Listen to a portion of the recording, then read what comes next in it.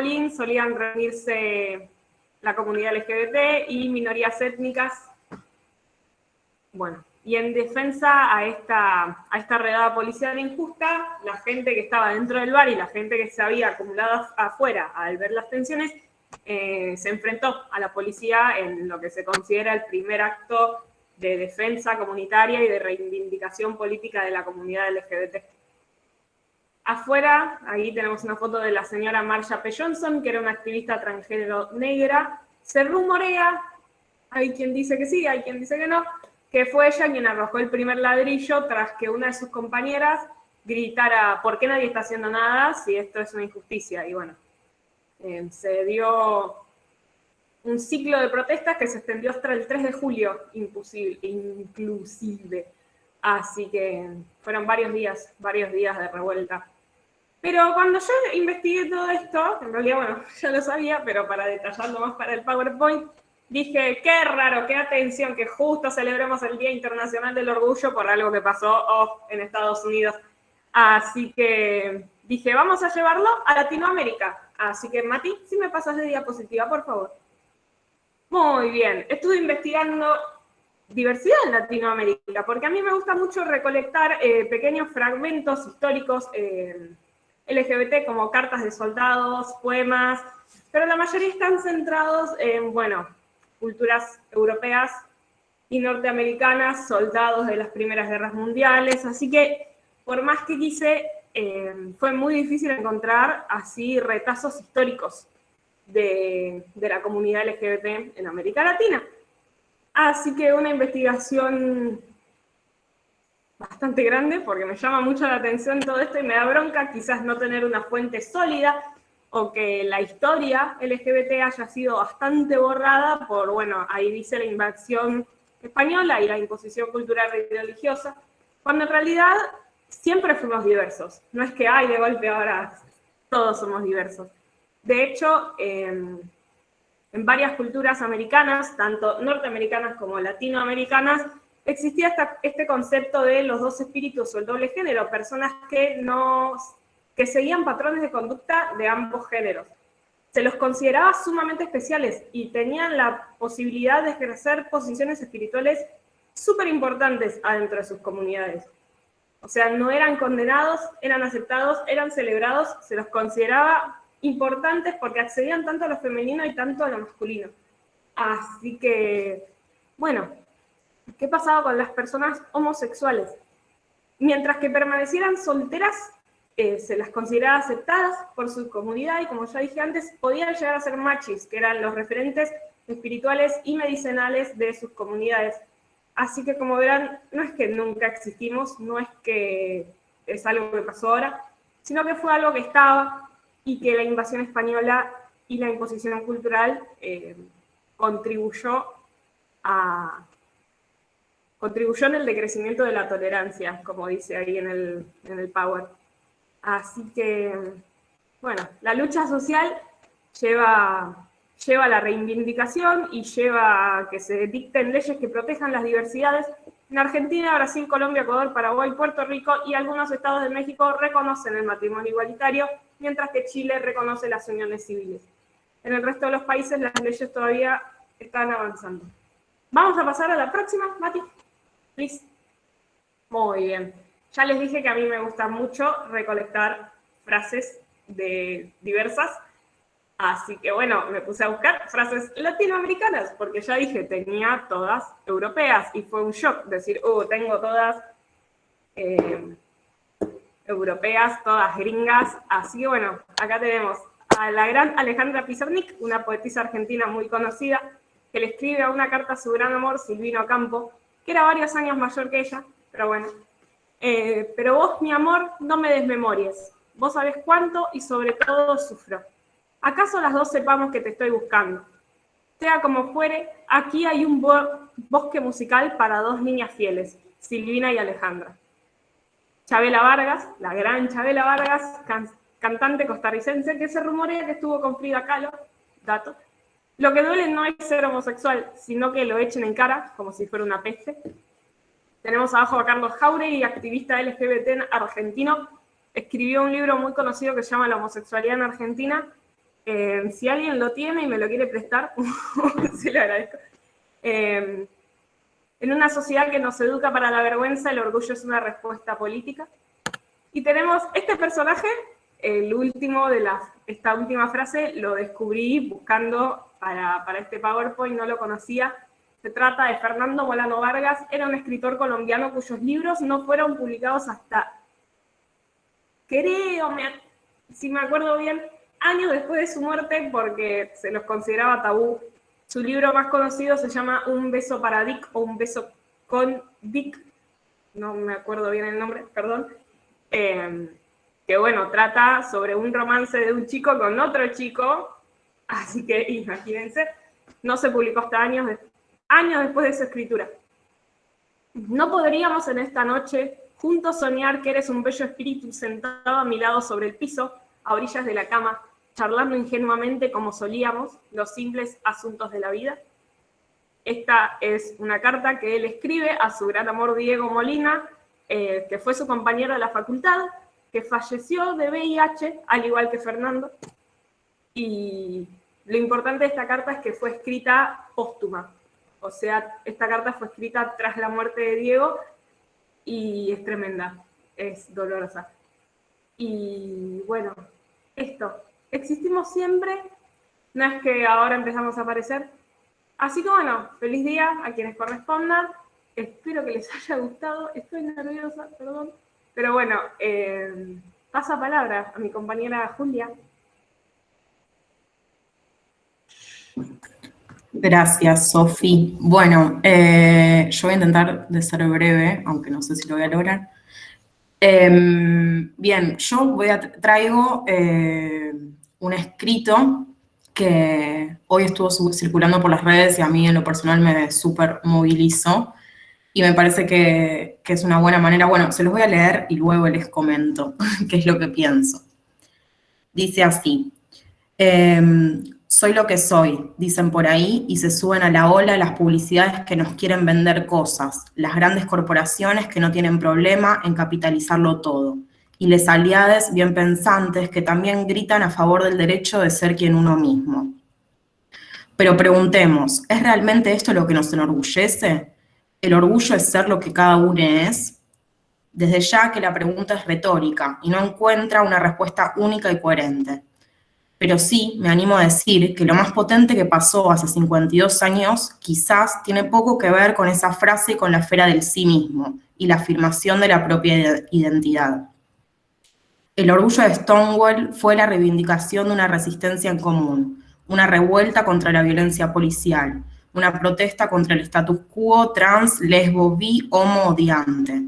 Allí, en ese bar que se derramó en las calles y que es parte de nuestro imaginario colectivo de lucha, lo que pasó fue que todos dejaron de ser tan sí mismos, sujetos aislados, para entregarse a la fuerza de lo colectivo, a esa fuerza que siempre nos libera un poco de la soledad del yo y nos cobija y transforma en el encuentro con otros. El orgullo, para algunos de nosotros, no es la posibilidad de simplemente ser quienes somos, y vaya a saber qué querría decir esto, sino de ser con otros y gracias a otros. Poder hacer del exilio y el estigma una posición política de encuentro desde la que disputar los sentidos de lo posible tiene mucho más que ver con la vida y la muerte en común que con el derecho individual a ser quien se es. Por eso el orgullo, término dudoso y problemático, no es algo personal. En todo caso, refiere a la pequeña victoria de haber hecho de algo que por mucho tiempo nos quisieron hacer creer que era personal. La cifra a partir de la cual tejer redes de afinidades político-afectivas inesperadas, parentescos monstruosos y complicidades desacatadas.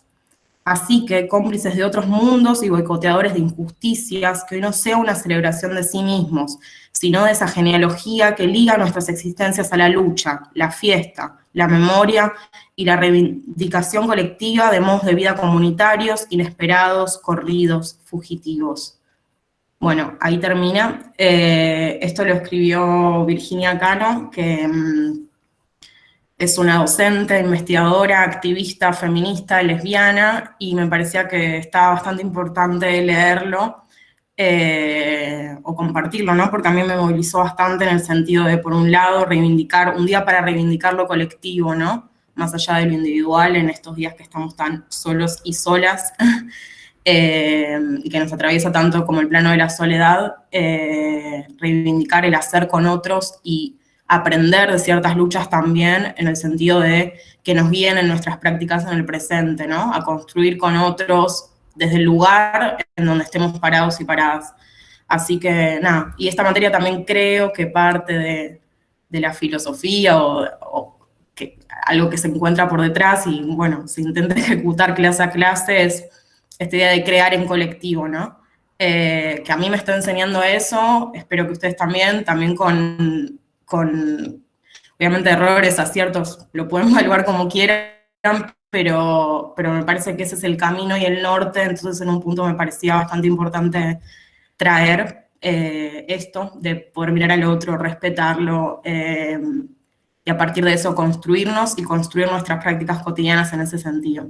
Así que, bueno, eso, cierro ahí. Gracias también por darme el espacio de compartir esto y, bueno, espero que les haya gustado. Paso palabra. Gracias. Creo que Juli levantó la mano. Paso palabra a Juli. Sí, tomo palabra. En lo personal siempre me gusta como analizar las cosas. No es que me gusta, es algo que me sale y mi papá siempre dice que busco el trasfondo de las cosas. Pero me resulta como esto de respetar al otro justamente porque es un otro, no por lo que elija que salga de la norma o no. Justamente como existía eso de, si bien el matrimonio igualitario es algo que fue hace un montón de años y yo veía entrevistas el otro día de gente en ese momento que entrevistaban en la calle con el matrimonio igualitario y que decían, no, ¿cómo va a estar el matrimonio igualitario? O sea, ¿cómo separar el matrimonio igualitario de lo que era el matrimonio normal, si se quiere? O sea, me parece que todos los matrimonios son matrimonios y punto, si se quieren casar. Es como esto de el nuevo lema de amor es amor y que muchas personas dentro de la comunidad que dicen no es bajo el amor es amor, sino con la frase el amor es amor, como que quedan tapados un montón de derechos que faltan reivindicar y faltan dar a toda la comunidad. Entonces, quizás si no se entiende como una dirección y como que no estoy entendiendo. Pero creo que hay un montón de cuestiones que con la idea de querer ayudar y no formando parte de la comunidad, como que quizás inconscientemente se tapan un montón de cuestiones. Eso, paso palabra. Tomo palabra y reflexiono muy brevemente en voz alta sobre la enorme oportunidad que hemos tenido a lo largo de todos nuestros encuentros de poder ir generando un diálogo entre muchas diferencias, porque tuvimos la posibilidad y la suerte de que todos y todas nos fuimos animando, cada uno a su manera, a aportar nuestro granito de arena, como dicen algunos, nuestra voz, algunos otros con canciones, con imágenes, y eso fue generando algo que nos permite hoy alojar la presentación de Carlos Iván Chen. Y lo digo así porque Carlos comentó públicamente hace relativamente poco que para él no era fácil hablar en público, pero que tenía ganas de hacerlo. En este momento veo que hay 2 o 3 levantando la mano, pero lo vamos a dejar para después de la exposición de Carlos, y acuérdense de lo que querían decir, en todo caso anótenlo en algún papelito para retomarlo después, porque me parece importante tener el espíritu abierto, el oído atento, la mirada amorosa y cariñosa para recibir a un compañero que, como dije, expresó en su momento que hablar en público no era su fuerte y sin embargo tiene ganas de compartir un conocimiento que entre nosotros y nosotras creo que solo él tiene. Porque él nos explicó que proviene de una historia familiar que trae saberes que creo entender que ninguno de los demás, ni las demás, ni les demás que estamos aquí tenemos. A lo mejor ni cerca ni lejos. Es decir, creo que quizás lo que nos va a traer Carlos para algunos y algunas de nosotras puede ser muy lejano, para otros más o menos, y vamos a ir viendo. Matías va a ser de ayuda y sostén de la presentación de Carlos en el sentido de mostrar el PowerPoint, o así entendí yo. Y Mati, si a vos te parece bien, también te pido que vayas acompañándolo a Carlos en el sentido de los tiempos, porque más o menos él había dicho que como máximo iba a presentar 30 minutos, y después íbamos a tener un momento de elaboración sobre la presentación de Carlos, pero como para tener noción de la temporalidad, esta vez, si te parece bien, Mati, te pido ayuda con eso, y si no te parece bien, me avisás y retomo yo. Paso palabra entonces y gracias. Bueno, tomo palabra. Hola a todos. Bueno, voy preparando la presentación.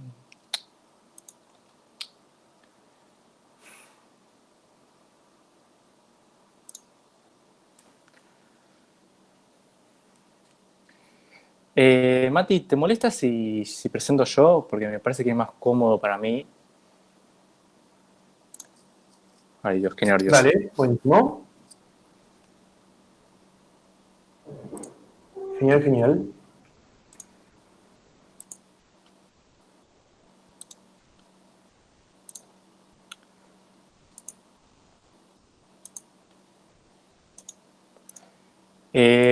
No estoy... Ahí está, no estoy pudiendo presentar. Bueno, Mati, presenta vos, así no perdemos tiempo. Dale, no hay drama. Perdón.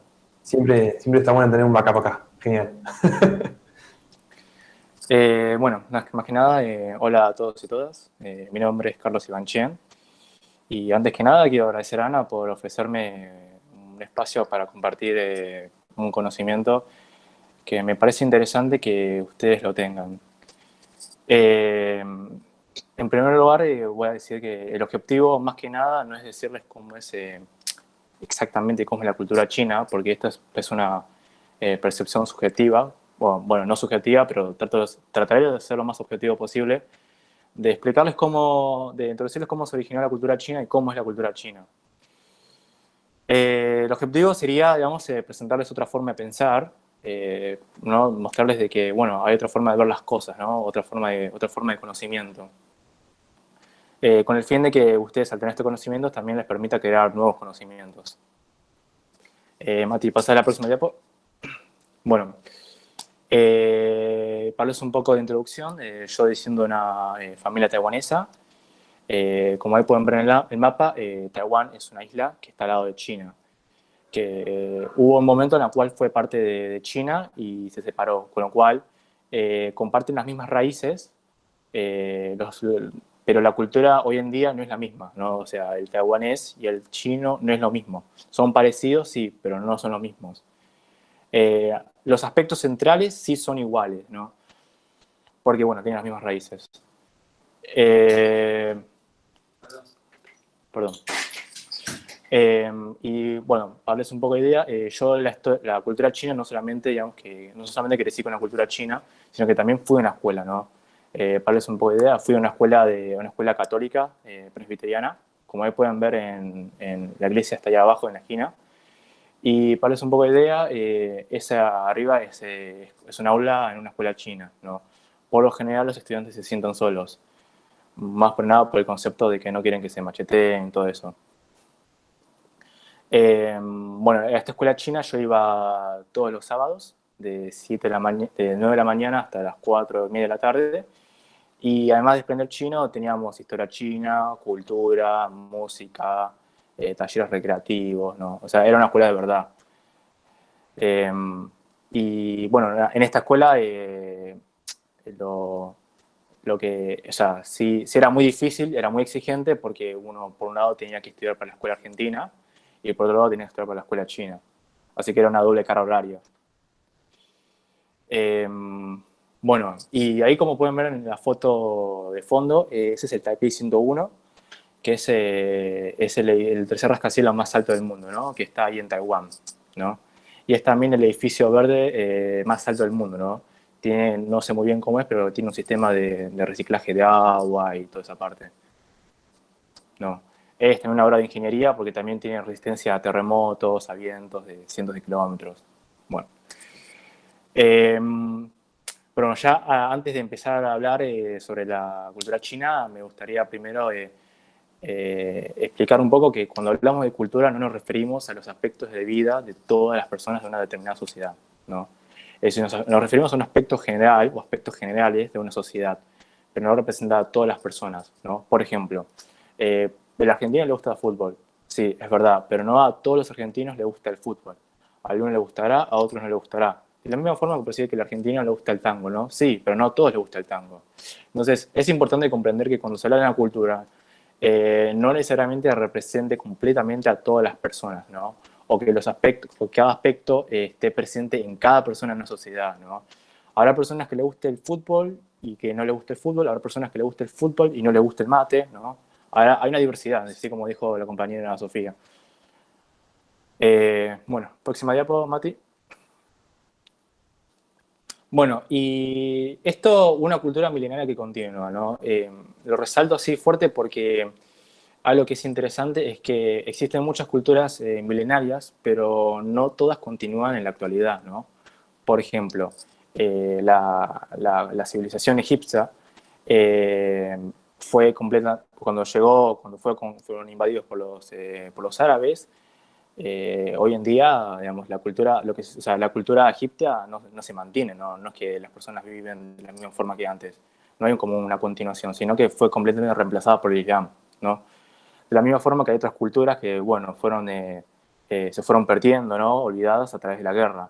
Por ejemplo, la cultura babilónica, con las tantas guerras que hubo, y con la conquista, como eran conquistados constantemente, eran conquistados primero por los persas y luego por los arquémidas y así sucesivamente, las culturas como que se fue perdiendo, se fue mezclando con otras culturas, ¿no? Bueno, la cultura china, hay algo que, una de las razones por las cuales la cultura china es una cultura que sigue continuando, ¿no? Es porque es una cultura que valora mucho el conocimiento, ¿no? Hay una gran valoración por el conocimiento, ¿no? Y el conocimiento surge por una cuestión de necesidad para la supervivencia, ¿no? Es decir, yo creo que en general el conocimiento se va acumulando y conservando ante la necesidad, por ejemplo, de saber cómo cazar animales, cómo sobrevivir ante catástrofes naturales, ¿no? Entonces es como que, digamos, que cada tribu iba manteniendo su conocimiento y lo valora mucho porque de esa forma se va desarrollando, ¿no? Ahora, para mí lo característico de la cultura china es que esta valoración del conocimiento es también importante en el sentido de que se comparte, ¿no? Como ahí dice en la frase, el conocimiento es como el río, porque si el conocimiento, perdón, el conocimiento es como el río, ¿no? Si el río va hacia los cultivos, se aprovecha, pero si el río va hacia el mar, se desperdicia, ¿no? Entonces, si el conocimiento se comparte y se usa, se aprovecha, pero si no se comparte, se desperdicia, ¿no? Entonces, estas son las razones por las cuales el conocimiento en la cultura china no se reserva a un grupo privilegiado, ¿no? Sino que se comparte, ¿no? De hecho, ahí se cree que Confucio fue una de las primeras personas o fue el creador de la educación pública, ¿no? Más con este concepto bueno, por este concepto de que el conocimiento se debe compartir. Bueno, y ante esta necesidad de compartir el conocimiento y de conservarlo y transmitirlo, en primer lugar se transmitía de forma oral, pero pronto se dieron cuenta de que la transmisión oral no es muy efectiva, ¿no? No es muy fiel. Entonces, de ese problema surge la escritura, ¿no? Próxima diapo, Mati. Bueno, y yo voy a explicar brevemente porque es algo muy complejo y esto yo no lo estudié, digamos, en la escuela, ¿no? Pero básicamente, como pueden ver, la escritura tuvo un proceso evolutivo. Empezó siendo dibujos y de a poco fue evolucionando hasta que son los caracteres de hoy en día, ¿no? Cada dibujo que ven se le dice carácter chino o un sinograma, ¿no? Y como pueden ver, la primera fila, o sea, de arriba para abajo, ¿no? La primera se llama la escritura oracular, o también la escritura de hueso oracular. Esta escritura surgió ante la necesidad de registrar las adivinaciones pirománticas, ¿no? Que había en los huesos, ¿no? Básicamente, bueno, la adivinación piromántica es cuando se intenta de deducir o de adivinar a través de marcas, ¿no? Es decir, que en el hueso, no me acuerdo muy bien, pero creo que el hueso lo horneaban o lo calentaban y en base a eso se generaban gritas y en base a esas gritas ellos deducían o predecían lo que iba a suceder, ¿no? Ese conocimiento lo registraban directamente en el hueso, ¿no? Se usaba principalmente huesos de animales o también plastrones de tortuga, que sería el caparazón, ¿no? Después está la escritura de bronce, que sería cuando se empiezan a tallar, la escritura se empieza a ser tallada, empiezan rituales de bronce. La escritura de sello es cuando, nacen los sellos chinos y también la escritura de esa época, ¿no? Y así, bueno, con cada escritura. La escritura, hay una parte en el medio donde dice escritura estándar y al final la escritura simplificada. Esas dos escrituras son las que se usan en la actualidad, ¿no? Si uno va al Google Traductor, le va a aparecer chino tradicional y chino simplificado. El chino tradicional es la escritura estándar, que se usa principalmente en Taiwán, y la escritura simplificada, que es el chino simplificado, se usa principalmente en China. Y ahí abajo está lo que sería Han Ping, ¿no? O Hanshu Pinyin y Chuyin Pujao, que son los dos últimos de abajo. Estos dos últimos son la fonética, ¿no? A través de esta fonética se escribe, se pronuncia, ¿no? Por ejemplo, China usa la fonética, por así decir, occidental, ¿no? Para facilitar el aprendizaje de inglés. Y a su vez también, la escritura simplificada fue creada también para simplificar los trazos, ¿no? Como pueden ver, entre la escritura simplificada y la escritura estándar, la cantidad de trazos es notable. Próxima diapo. Bueno, dentro de los sinogramas existen 6 tipos de sinogramas y quizás, lamentablemente no los puedo señalar con el mouse, ¿no? Pero, por ejemplo, en el tercero, que es un ideograma compuesto, ahí lo que pueden ver es, ahí dice que el hombre, la palabra hombre está compuesta por fuerza y campo, ¿no? En realidad es fuerza y la tierra cultivo, ¿no? El cuadrado de arriba es la tierra cultivo y el del bajo es el símbolo de la fuerza, ¿no? Esta es una palabra que, hace referencia a que en el pasado, ¿no? En la antigüedad, eran los hombres los que trabajaban en el campo porque los hombres eran los que tenían más fuerza, ¿no? Comparado con las mujeres. Entonces, la palabra hombre se crea de esa forma. Y bueno, por ejemplo, como pueden ver en la primera, el pictograma, la montaña, es básicamente el dibujo de la montaña, ¿no? Pero bueno. Abajo yo les muestro una leve diferencia, ¿no? También entre el chino tradicional y el chino simplificado, ¿no? Como pueden ver en el chino tradicional, la palabra amor está a la izquierda, en el medio está la palabra corazón y a la derecha está la palabra amor en chino simplificado, ¿no? Y si pueden ver bien, buena idea. Lo que es interesante es que en el chino simplificado le sacaron el corazón a la palabra amor, ¿no? No sé por qué le sacaron la palabra, o sea, le sacaron el corazón, ¿no? Fíjense que en el chino tradicional el corazón está en el corazón de la palabra amor, ¿no? Pero en el chino simplificado le sacaron, o sea, es como que le arrancaron el amor, ¿no? Le arrancaron el corazón, ¿no? Eso es algo digamos, muy llamativo, ¿no? Por eso algunas personas dicen que el chino simplificado es más rápido para escribir, pero es más feo, ¿no? Es como que se aleja de los valores tradicionales, ¿no? Próxima diapo, Mati. Bueno, y estos son los libros, ¿no?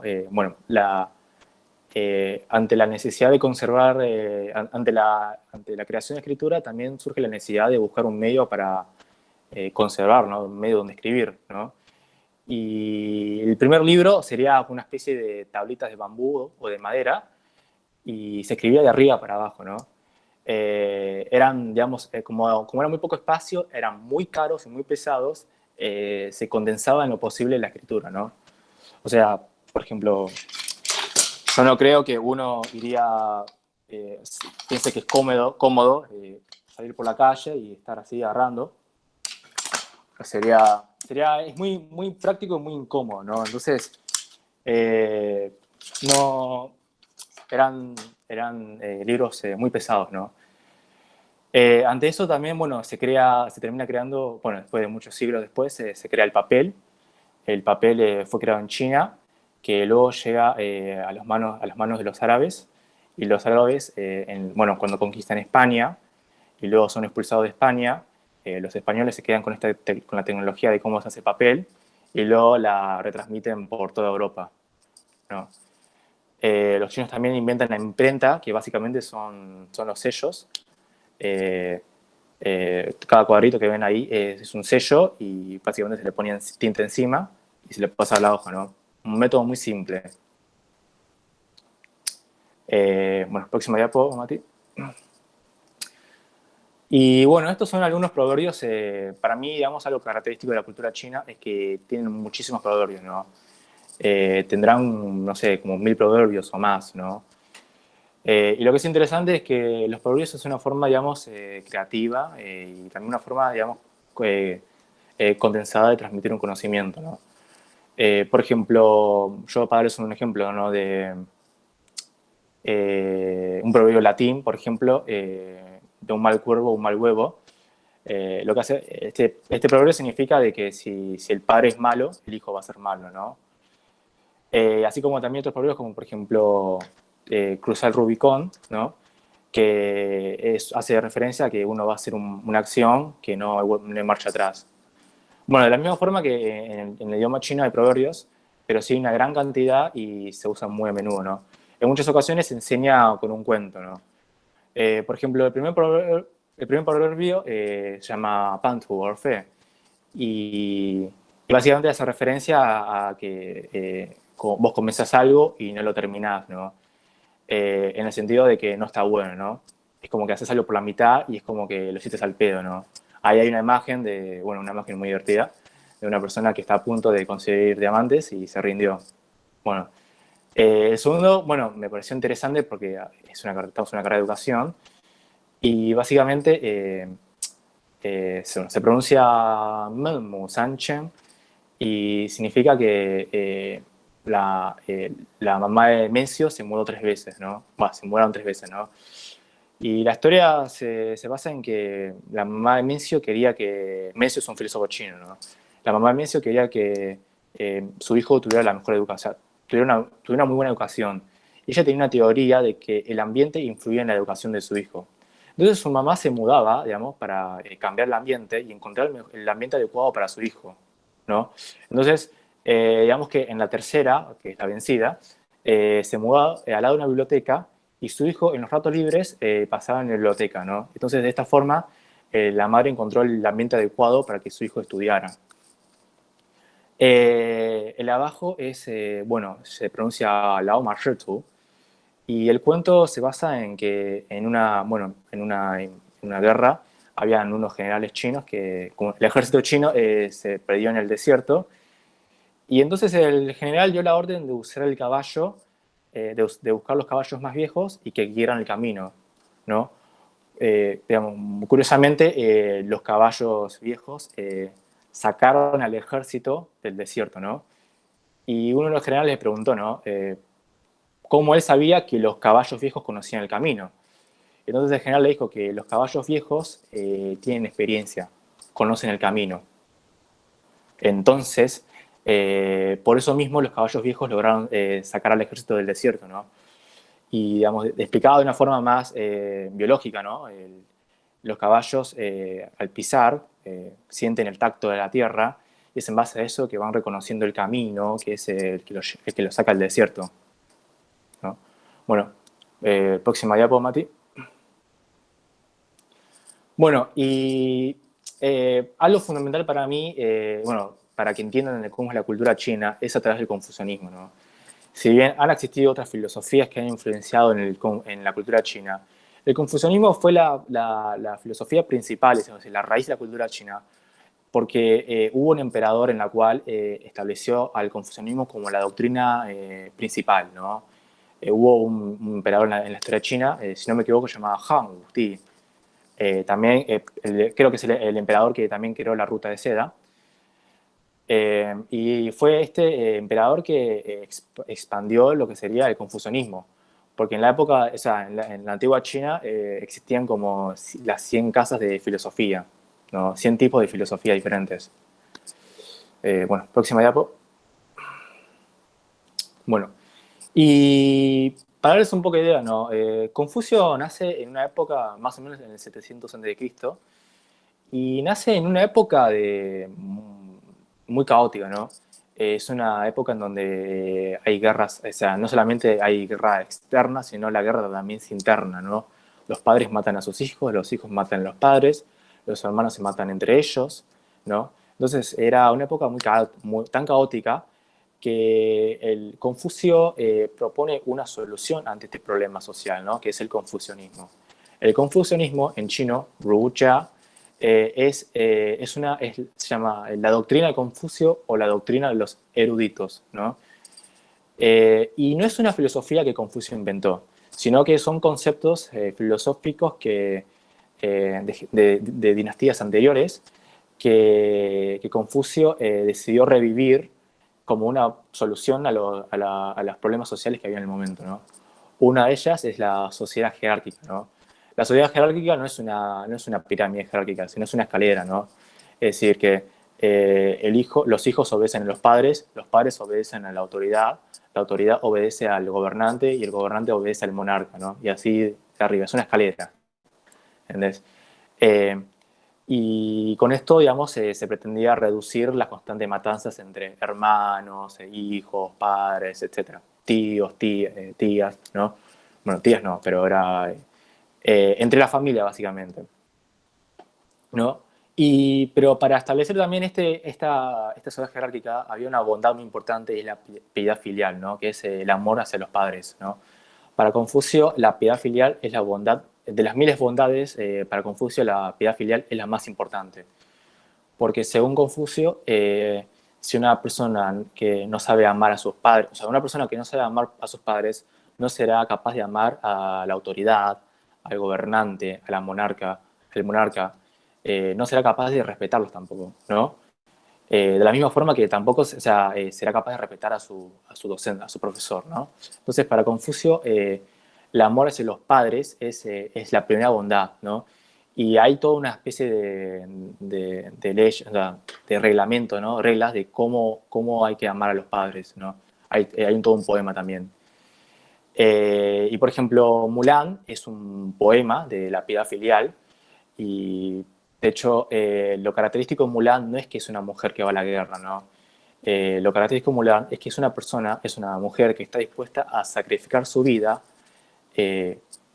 para que su padre no vaya a la guerra, ¿no? Es ese amor tan profundo y tan leal hacia los padres que Mulan se transformó básicamente en un poema muy importante en la historia china. Y de hecho, la razón por la cual, digamos, las películas de Mulan no tuvieron mucho éxito en China es porque Disney básicamente no comprende que Mulan no es una persona, no es una mujer que va a la guerra, ¿no? No es Zenobia o Boudica o como Cleopatra, ¿no? Sino es una mujer que ama tanto a su padre que está dispuesta a ir a la guerra en lugar de su padre, ¿no? Es ese amor tan profundo, tan fuerte, ¿no? Que, bueno, Mulan es eso básicamente. Entonces, de hecho, en la última película no está el sacrificio por el padre, en la última película que sacó Disney, Mulan no se sacrifica por el padre, y claramente eso ya deja de ser Mulan. ¿No? Mulan es básicamente la piedad filial.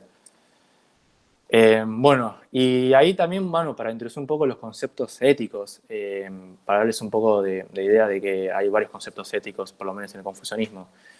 La benevolencia es como es una de las más importantes, que es el amor a todos, ¿no?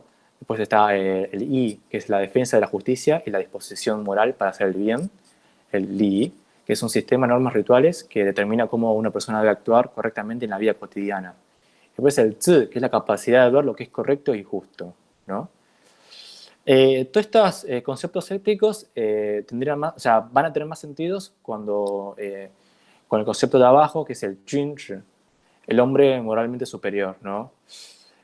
Para Confucio, de hecho, el objetivo principal del confucianismo es lograr una sociedad armoniosa, ¿no? Lograr la armonía social y la paz universal. Y por eso hacen una gran énfasis en la ética y en la educación moral, ¿no? El hombre moralmente superior sería la persona que lograría este ideal de Confucio, ¿no? Que, bueno, en el confucianismo existen dos tipos de personas, ¿no? El hombre común y corriente, que sería, o sea, seríamos nosotros las personas que vivimos al día a día, y el hombre moralmente superior sería una persona altruista, ¿no? Una persona altruista que sirve a la justicia, ¿no? Para Confucio, este es el tipo de personas que deberían gobernar, ¿no? Personas que darían sus vidas por el pueblo, por otras personas, ¿no? Obviamente que también, ahora, el hombre moralmente superior es algo muy complejo, ¿no? Es una persona que estaría en la constante perfección, la perfección moral, y es una persona que es una persona humilde, es una persona muy ética y muy perseverante también, ¿no? Es una persona que está constantemente luchando contra la corrupción. Bueno, próxima diapo, Mati. Bueno, y acá, bueno, voy a hablar un poco de algunas características de lo que sería la educación en la cultura china, ¿no? Bueno, como siempre, en la educación en la cultura china siempre va a tener un enfoque moral, porque por esta idea del Confucio, ¿no? Para Confucio, la educación debe ser utilizada para lograr, digamos, este fin de sociedad, de esta sociedad armoniosa, la armonía social y esta paz universal. Y lo que es interesante es que en la escuela esta educación moral no se enseña solamente como si fuera 2 más 2 es igual a 4, ¿no? O sea, se utilizan cuentos, se utilizan a veces canciones, se utilizan proverbios, poemas, relatos históricos, ¿no? Es decir, que emplean diferentes formas de llevar a cabo esta educación moral. Otra cosa que es interesante de la educación en la cultura china es que los estudiantes limpian la escuela, ¿no? Por ejemplo, ¿no? Yo me acuerdo que en la escuela china, más o menos al mediodía, cada curso estaba a cargo de limpiar un sector, ¿no? Algunos tenían que limpiar el comedor, otros tenían que limpiar el hall, ¿no? Otros tenían que limpiar las escaleras, ¿no? Y de hecho, esto es interesante porque, bueno, para mí es interesante, ¿no? Porque cuando vos como estudiante tenés que limpiar la escuela, vos no solamente vas a cuidar un poco más la escuela, ¿no? Sino que también vas a evitar ensuciarla, porque si la ensucias, la vas a tener que limpiar vos, ¿no? Te roza ese trabajo, ¿no? Y más, bueno, yo algo que yo noté mucho es que a veces las escuelas están sucias, ¿no? A veces no está esa valoración de la higiene o del cuidado de la escuela. Entonces, eso es algo que yo podría diferenciar de cómo es una educación en la cultura china y una educación a veces en la cultura en la Argentina. Otras cosas interesantes es en las graduaciones, ¿no? Para mí las graduaciones es algo muy emocionante. Bueno, en general es algo emocionante, pero para mí lo más emocionante de las graduaciones en la cultura, en una educación china, es que los estudiantes preparan algo para el docente, ¿no? Los estudiantes preparan un regalo muy significativo al docente, y los docentes a veces también preparan algo para los estudiantes. En mi caso, por ejemplo, yo me acuerdo que a mi profesor le regalamos un cuaderno con fotos, cartas y mensajes, ¿no? Un cuaderno grande, todo lleno con fotos. Y yo me acuerdo que cuando se lo dimos, ella en el medio de la graduación se puso a leer y se puso a llorar con toda. Y también, bueno, nuestra profesora nos escribió una carta a todos nosotros, ¿no? Que yo la sigo manteniendo, ¿no? Y la carta es muy hermosa, porque la carta es básicamente una carta que es como una especie de guía para la vida, ¿no?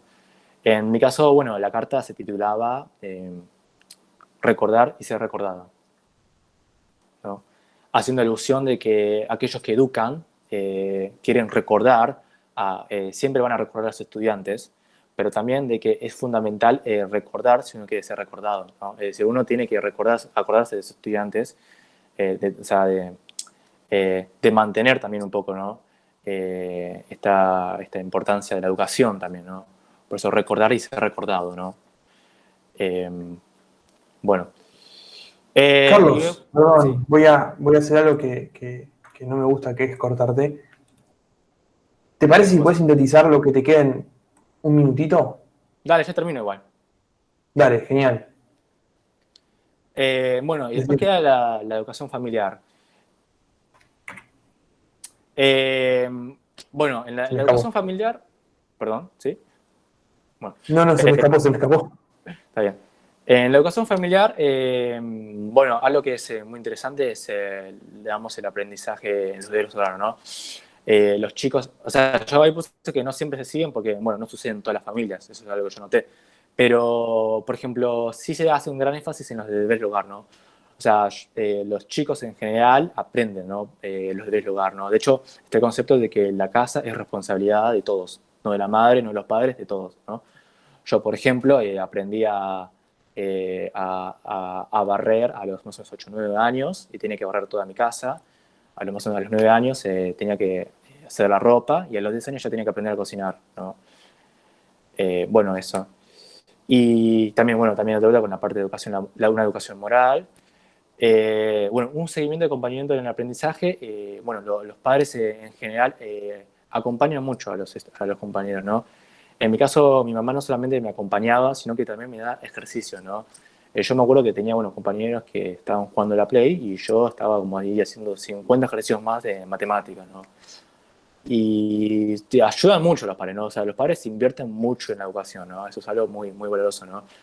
Y son muy atentos, ¿no? O sea, te siguen. Serán muy exigentes, pero bueno, siempre por una cuestión de amor. Y después reglas de oro, bueno, también es algo muy cultural, por lo menos en las familias chinas, ¿no? Reglas de oro, estas reglas de oro varían según cada familia y también depende de cada familia. En algunas veces será una obligación, en otras veces será una sugerencia y en otras veces será como no, como una idea, pero no todas las familias siguen, ¿no? Por ejemplo, una de las reglas de oro es hacer una carrera universitaria, ¿no? Es algo que la gran mayoría de las personas que crecemos con la cultura china hacemos, ¿no? O sea, en general son pocos los que no hacen una carrera universitaria, porque es una regla de oro. Bueno, próxima diapo y ya vamos cortando. Bueno, y después, bueno, algo interesante es que algo que se está desarrollando ahora es una identidad, ¿no? Del argentino, ¿no? El argentino, bueno, es una identidad cultural que, bueno, surge ante la necesidad de integrarse en la comunidad argentina, ¿no? Pero manteniendo e identificándose a la vez con dos culturas muy diferentes entre sí, ¿no? Lo que quiero decir es que el argentino es alguien que valora la cultura argentina y la cultura china, ¿entendés? Y lo que hace es fusionarlas, ¿no? La junta, y es interesante porque son dos culturas muy diferentes. Entonces, es una identidad que todavía se está desarrollando, ¿no? Pero es una entidad muy interesante, ¿no? Porque no se rechaza y no se desprecia ningún conocimiento, se valora, digamos, ambos culturas. Es también una identidad cultural que en vez de ocultar las etiquetas, la resulta como una cualidad, ¿no? O sea, el argentino, antes, o sea, por ejemplo, si a usted dicen que sos un chino, eso puede ser como algo discriminativo, ¿no? Algo como negativo. Pero hoy en día, digamos, que cuando te dicen, cuando uno dice soy argentino, ¿no? Es como que suena más piola, ¿no? Suena algo así. Nada, como una cualidad, ¿no? Algo diferente, ¿no? Entonces, por eso mismo, es una identidad para mí muy interesante y muy hermosa, ¿no? Bueno, y algunos factores que influyen en esta identidad del argentino es, bueno, la educación familiar, es decir, cuánta influencia cultural china tiene una persona, el ambiente escolar, ¿no? O sea, los compañeros, qué tanto se integra con los compañeros, ¿no? Y después, bueno, la discriminación, ¿no? Si una persona sufre mucha discriminación, probablemente se identifique más como un chino. En cambio, si una persona se integra mucho en la comunidad argentina, será más argentino o argentino. Y bueno, espero que les haya gustado, espero que, bueno, si se durmieron, que hayan tenido una buena siesta. Y bueno, gracias, fin de la presentación, y gracias a Matías y a la profesora Ana por, bueno, ofrecerme este espacio cultural. Creo que nadie nos dormimos. La verdad que me parece que estábamos todos y todas muy atentos. Muy bueno, muchas gracias. Sería el momento ahora de ir pensando qué podemos pensar a partir de lo que trae Carlos. También si le queremos hacer preguntas. Sé que en la audiencia hay dos personas que sí se fueron especializando en distintos aspectos de la cultura china. Una es Flavia Guibur y otra es Ana de Ambrosi. Y no sé si ellas quieren ahora tomar la palabra y comentar algo, o preguntar algo, o aportar algo. O si no, cualquier otra persona, por supuesto, bienvenida, paso palabra.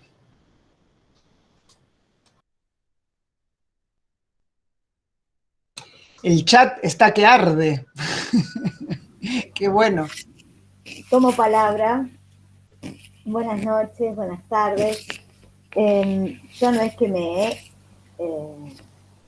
dedicado a la cultura china en sí, pero sí, como tomé votos budistas, me he interesado mucho desde muy temprana edad en todo lo que tenía que ver con Oriente.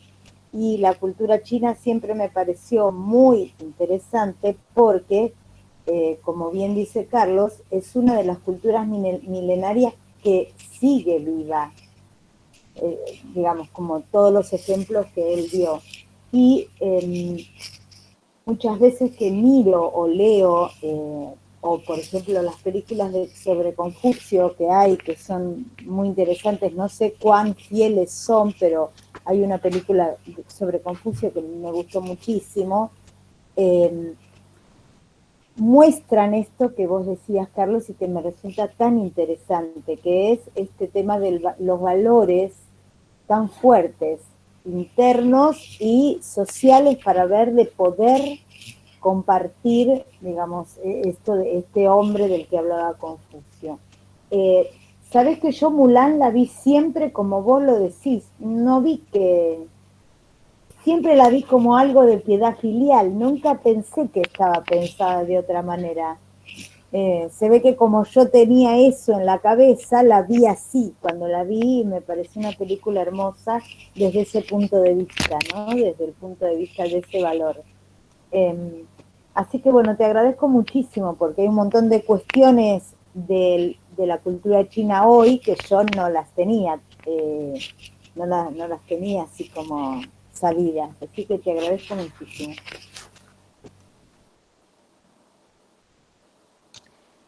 Pasamos palabra. No sé si Ana de Ambrosi quiere decir algo.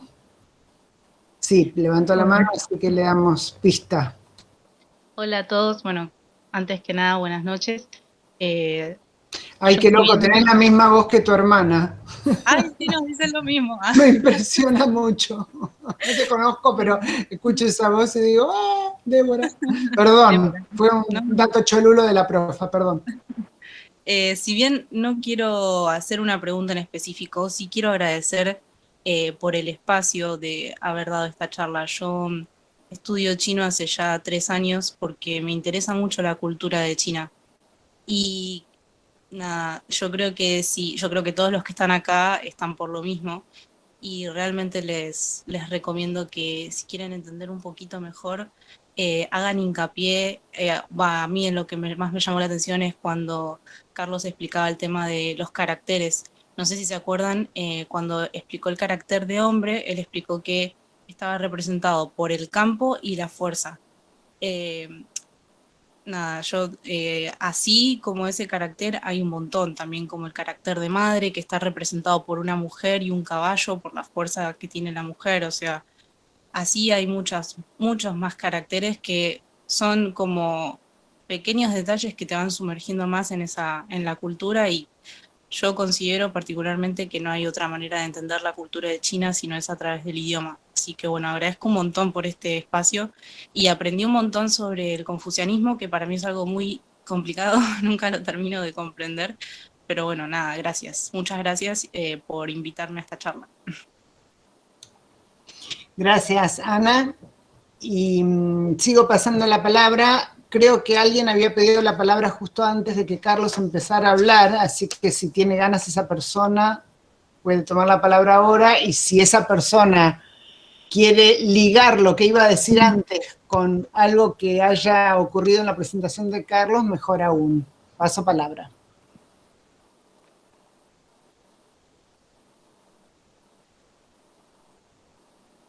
Tomo palabra, ¿yo?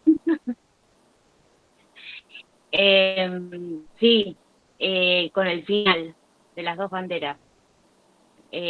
Justo Ana tenía una reunión y yo iba a hacer el acto de manera Belgrano el Día de la Bandera y colgué las banderas y colgué una bandera de pueblos originarios.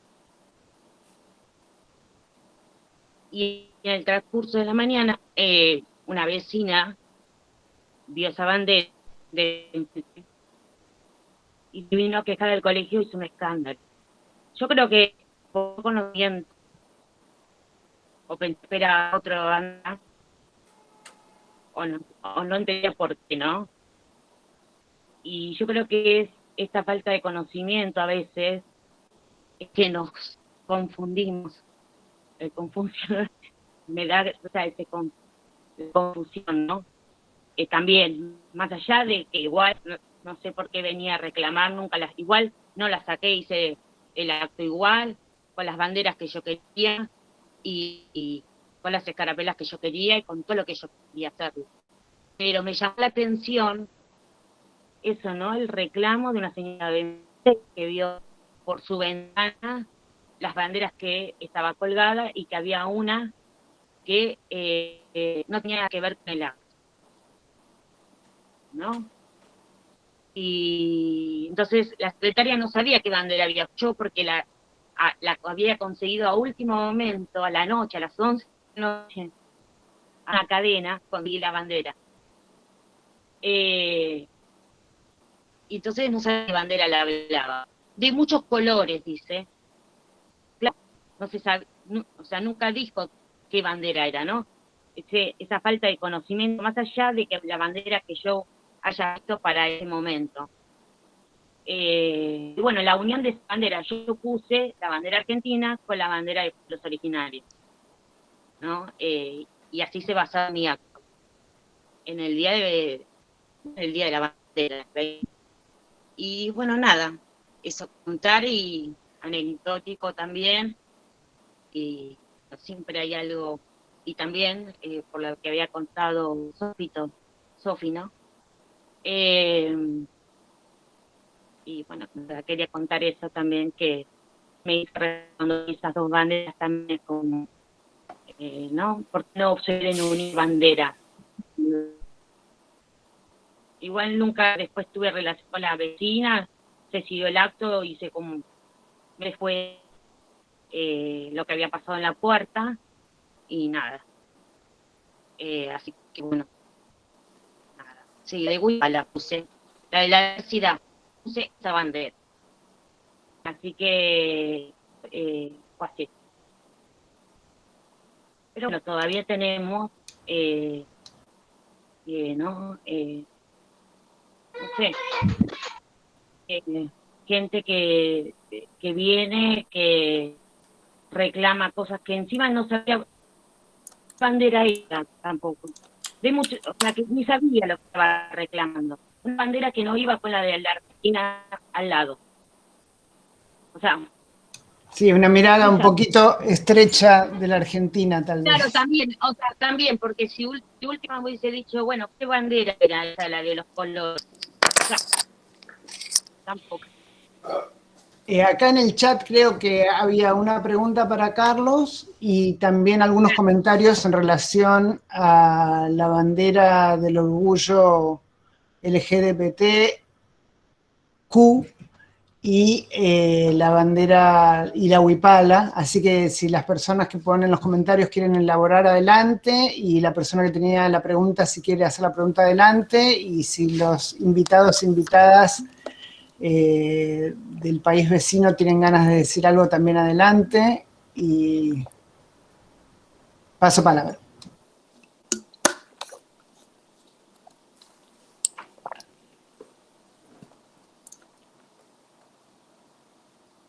Creo que hay algunas manos levantadas, David e Ignacio, así que bueno, no sé, y Matías, que se organice como venga la cosa y que fluya. Avanti, paso palabra y que se vaya autoorganizando la palabra pasada. Sí. Dale, David. No, lo mío es un comentario muy simple acerca de... siempre me pareció el tema de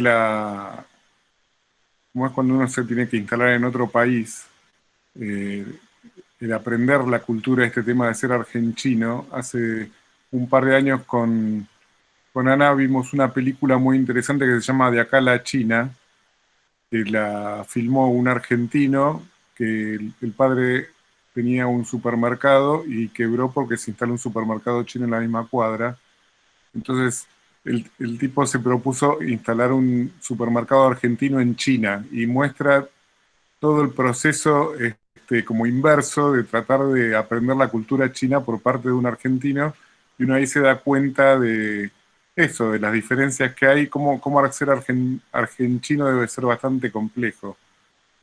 La cantidad de aprendizajes que uno tiene que hacer, no solamente del lenguaje, sino de la cultura, de, no sé, una cantidad de cosas enormes. Me parecía eso interesante como estaba planteada la película, y de paso te iba contando cómo es la cultura china por todo el proceso que tuvieron que hacer para instalar el supermercado de allá. Gracias, David. Es una buena película para poner en el cine epistemológico que vamos coleccionando buenas películas, películas que nos provocan a pensar. Pasamos palabra a los que siguen. Gracias, Ana. Tomamos palabra por acá. Saludos desde el sur de Chile, territorio mapuche. Contar quizás a los participantes que Ana, bueno, intentamos hacer un contacto con personas de la comunidad mapuche y finalmente fallaron las comunicaciones, no pudimos comunicarnos, pero estamos acá nosotros y queríamos comentar un poquito, quizás poner igual el tema sobre la mesa. Nos pareció interesante algunos paralelos y diferencias posibles. Un poquito una pregunta, por lo menos por mi parte, a Carlos, respecto a esta visión que aparece como un poco, o sea, que aparece, digamos, que podría aparecer como una visión muy jerárquica, ¿cierto?, de las relaciones sociales. Pero por otra parte, Carlos insiste en esta idea de que en realidad no es una pirámide, sino que es una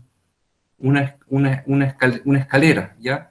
Y eso a mí me resuena en el sentido de que, y por ahí hablaban del Huilpala también, me imagino que quizás algunos conocen el otro símbolo muy importante, digamos, en las culturas andinas y la cultura mapuche, que es la chacana, ¿no?, que es esta figura que es una especie de cruz escalonada. Eso en el mundo mapuche representa también una jerarquía escalonada que tiene que ver con, digamos, niveles de toma de decisiones y responsabilidad, pero que, como lo muestra, digamos, como siguiendo un poquito el patrón de la escalera, también permiten una horizontalidad, digamos, a ciertos niveles y en ciertas escalas. Lógicamente, digamos, la gran diferencia es que la sociedad mapuche nunca constituyó un Estado, no así, por supuesto, la sociedad china, pero creo que puede haber un paralelo y quizás esta visión también viene de muy antiguo, esta idea de la escalinata, digamos, como una forma de cohesión social, pero que a su vez permite estas horizontalidades. A diferencia de la pirámide, digamos, de dominación y obediencia, digamos, absoluta. Eso, Alison, no sé si querías... Sí, complementar lo que está diciendo Ignacio. Gracias primero, Carlos, de nuevo por su presentación. Muy interesante y debes de hacerlos de nuevo. Sí, complementando lo que dice Ignacio, igual es el rol intergeneracional y cómo el tema de la transferencia de conocimiento entre los abuelos, a los padres, a los hijos, cómo esta estructura ayuda también fortalecer el líder joven, el joven líder, para decirlo así. Eso, bueno, no sé si es comentario o pregunta, Carlos, no sé si te quieres referir, pero estaba este tema de porque tú marcaste mucho la diferencia entre la pirámide y la escalera, digamos. No sé si iba por ahí el tema o estamos perdidos. Tomo palabra. Sí, yo creo más porque no es una pirámide en el concepto de que en la cultura china está el concepto de que la autoridad sirve al pueblo, ¿no? Probablemente eso se parezca un poco con la cultura mapuche, de que la autoridad no es el que tiene el poder por derecho, no es como, por ejemplo, un rey que es rey que, yo qué sé, por ejemplo, el rey de Francia que gobierna por derecho, ¿no? Sino que gobierna porque sirve al pueblo, ¿no? Capaz eso hace que capaz ese concepto también está en la cultura mapuche y eso hace una jerarquía escalonada. Paso palabra. Gracias. Creo que está Yara y Mati, y no sé si veo a alguien más, pero por ahora Yara y Mati. Avanti. Y Elena. Elena, Ana también. Adelante, adelante. A Ana creo que le quedó la mano levantada de antes, ahora que estoy viendo. Ah, claro, Elena, ahora estoy viendo. Ahí va. Una consulta con respecto a la jura de la bandera. Sobre todo las comunidades mapuches, ¿lo sienten como una imposición el jurar a la bandera? ¿O sienten que es parte de, que los hace parte de la comunidad educativa, el jurar a la bandera chilena? No sé si allá se jura como acá. Lo mismo no sé si Carlos, viniste no me acuerdo si viniste de adolescente o viniste de chiquito. Si para la comunidad china es una imposición del Estado al hacerte jurar a la bandera argentina, si lo ven como una imposición, porque eso me lo hicieron ver en un comentario en Facebook, de que era como una imposición el hacer jurar a nenes chiquitos la bandera argentina, que no tenían por qué jurar con 9 años a la bandera. Les pregunto a ellos si realmente es así. Pasamos palabra. Gracias, Elena. Tomo palabra. No, yo, bueno, en realidad soy argentino, ¿no? O sea, crecí en Argentina, entonces no desconozco muy bien cómo es el tema. Puede ser, digamos, que se imponga, ¿no? Aunque también en la cultura china está mucho este concepto de la patria, ¿no? O sea, es una cultura también, se puede decir una cultura que impulsa amar a la patria, amar hacia otras personas, o sea, la benevolencia, ¿no? Entonces, puede ser que se imponga, no lo niego, ¿no? No tengo esa experiencia para confirmártelo o negártelo, pero sí es posible. Tomamos palabra para decir simplemente que aquí en Chile no se hace ese ritual guerrerista, digamos.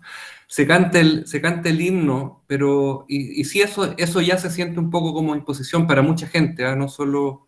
Y acá creo que además esos rituales se reformaron al fin de la dictadura militar, cívico-militar, porque había mucha controversia en torno al himno nacional acá, a propósito de que se mencionaba la cuestión de los valientes soldados aquí y allá, y efectivamente para una gran mayoría del país eso siempre se sintió horrible, digamos, y entonces se le sacó una estrofa, ¿ya? Esa estrofa de los militares, y creo que se resumieron un poco estos rituales. La cuestión es que hoy día no se hace ese juramento acá. Pero igual comentar, no siendo de Chile, que igual se usan las banderas para otros símbolos, la bandera chilena y la bandera también mapuche. Sí, eso sí, es cierto. Se está empezando a usar la bandera mapuche con la bandera chilena en algunos actos oficiales a nivel de los gobiernos locales, etc. Y alguna gente está de acuerdo y otra gente no muy de acuerdo en eso. Sí. No sé si respondimos. Pasamos palabra. Gracias. Gracias.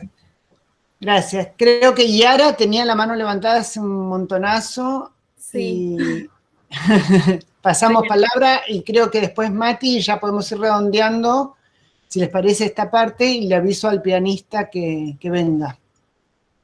Bueno, tomo la palabra. Tenía un par de contribuciones por ahí. Empiezo con la primera, que primero es agradecerle a Carlos por la presentación y comentar que en mi colegio daban la posibilidad de estudiar chino, así que escuchar la presentación también fue reconectarme con toda esa parte. Y desde chiquita hago artes marciales y siempre los profesores nos leían algunos cuentitos así del Tao y demás, que nada, me vinieron muy a la mente en esta presentación.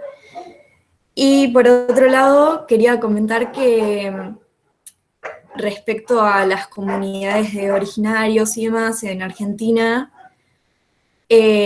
con mi abuela, que estamos, ella también es docente, hablábamos el otro día sobre la campaña al desierto, que en verdad nos enseña desde el punto de vista del gran genocidio que fue, y que estaría muy bueno tomarlo desde ese lugar en las escuelas, así como se enseña la Segunda Guerra Mundial y demás, que bueno, estaría muy lindo tomarlo desde esa parte, para hacer conciencia. Paso la palabra. Gracias. Creo, Vane, ¿vos volviste a levantar la mano o te quedó de antes? Sí, Espérame para dar algo chiquitito. Dale. Es que en cuarto grado no se jura la bandera, se promete, que es diferente. Es una promesa, la jura lo hacen los soldados cuando van a la guerra, es otra. No, o sea, no es, y no se impone, porque hay muchas religiones que no prometen, o sea, no festejan cumpleaños, no hacen promesas a la bandera, y entonces o sea, también se tiene en cuenta eso. O sea, no es una imposición. Y después de lo que habló recién la compañera de la conquista del desierto, me parece que totalmente de acuerdo, se da en séptimo ese tema justo, porque es la presidencia de Julio Argentino Roca, que se da esta campaña, y se ve como genocidio por la quita de tierras en ese momento. Pero sí es como que se está cambiando también la mirada del colonialismo, como decía la otra vez, no las tres caras viniendo recontentos, ¿no? Que vienen para acá, sino viendo lo que pasó a partir de ese colonialismo con los que estaban. Entonces yo creo que hay un cambio también de las generaciones que también cambiando como docentes, creo, y la mirada tan importante para mí que es otra, ¿no?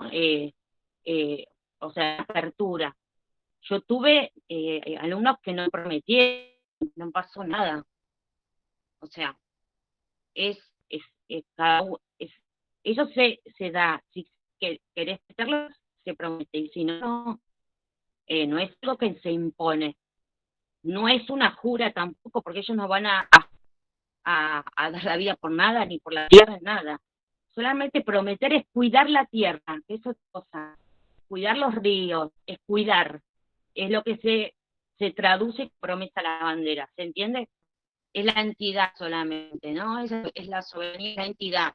Y el cuidado. También se entra ahí el medio ambiente, entonces es como que, o sea, no se queda en el antiguo conocimiento de lo que era la promesa, la bandera, sino que se abre al cuidado del medio ambiente, el tema de los pueblos originarios, a un montón de cosas. Por eso yo también puse esa promesa, la bandera de Huipal.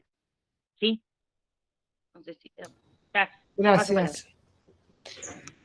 Mati, creo que te toca a vos cerrar, si no hay nadie más con comentario, y pasamos a la música. No sé si estoy diciendo bien o hay alguien más que levantó la mano y yo no lo vi, pero creo que Mati tenía la mano levantada, ¿no? Creo que no hay nadie más. Bueno, tomo palabra. El cuatrimestre entero me la banqué bastante bien sin hablar, ¿eh? Pero Ana ahí sabe que nos gusta hablar mucho y yo estuve bastante callado, es un logro para mí. Pero bueno, ahora me toca. A medida que hablaba Carlos, y que iba cerrando con esto que presentaba, del argentino, yo me venía a la mente un poco algunas charlas, algunas conversaciones, algunos podcasts que fui escuchando el fin de semana sobre, algunos comentarios de dirigencias políticas de las últimas semanas. No quiero entrar en ese debate, quiero decirle qué es lo que fui pensando en torno a eso, sobre la identidad argentina. Me fue un gran aporte lo que decía Carlos del argentino, justamente, de esa identidad cultural, porque bueno, cuando hablamos del argentino, de la Argentina, de la cultura de la Argentina en general, digo, ¿desde qué mirada lo hacemos? ¿A quién metemos dentro de ese conjunto de gente o de ese, de esa identidad cultural? Muchas veces lo hacemos de una mirada muy regional de nosotros, y nos olvidamos. No conocemos tampoco, porque es muy complicado poder conocer todas las realidades que atraviesa la Argentina. Sin irnos más lejos, en el borde del conurbano la realidad es muy distinta de lo que es y miren lo que estoy diciendo, en el borde del conurbano, ¿no? O sea, no estoy diciendo un lugar geográfico puntual, no estoy diciendo el partido de Derqui, o estoy diciendo al fondo de La Matanza. No, estoy diciendo el borde del conurbano. Es como lo solemos escuchar en las redes, en los medios. La realidad es completamente distinta de cómo es en lo que es el Gran Buenos Aires, pero más cercano a Capital Federal, quizá. Incluso en el norte del país, en el sur del país, las realidades cambian y desconocemos, pero desconocemos porque es eso, es muy complejo. Mismo lo que iban diciendo, algo que decía Julieta, de poder pensar en otro, mirar en otro y entender esa identidad también como parte de la nuestra, ¿no? Hay algo que me dijeron hace poquito que para mí fue maravilloso, que es alguien, desde otra mirada que también me resultó un poco sesgada, el secreto no está en los pobres, sino en el ser íntegro, en integrar.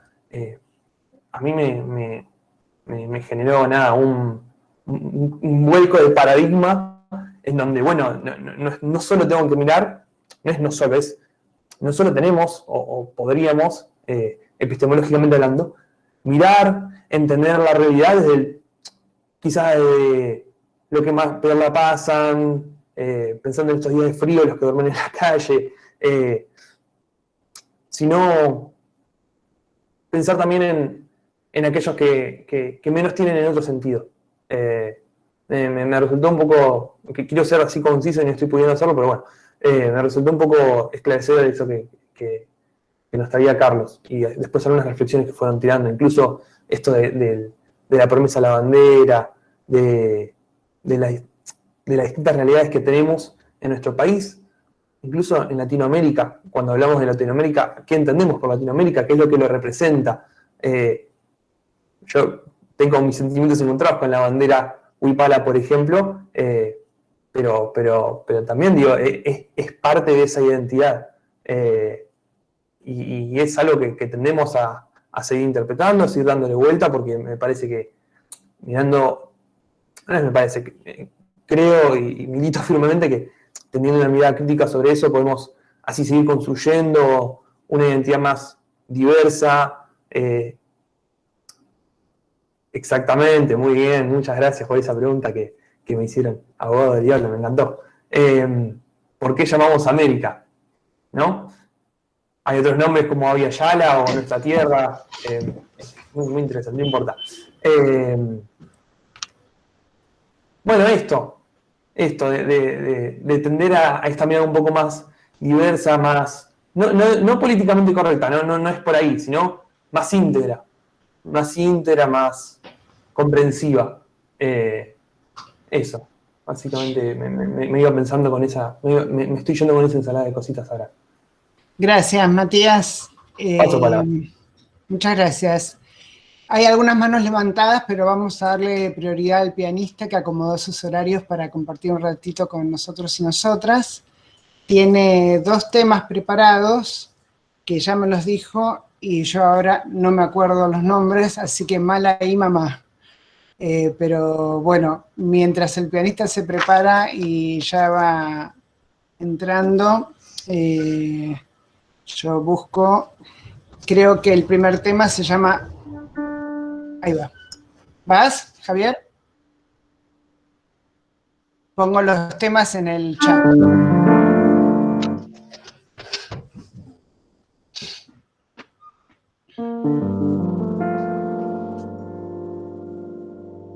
Se escucha bien, hijo, gracias.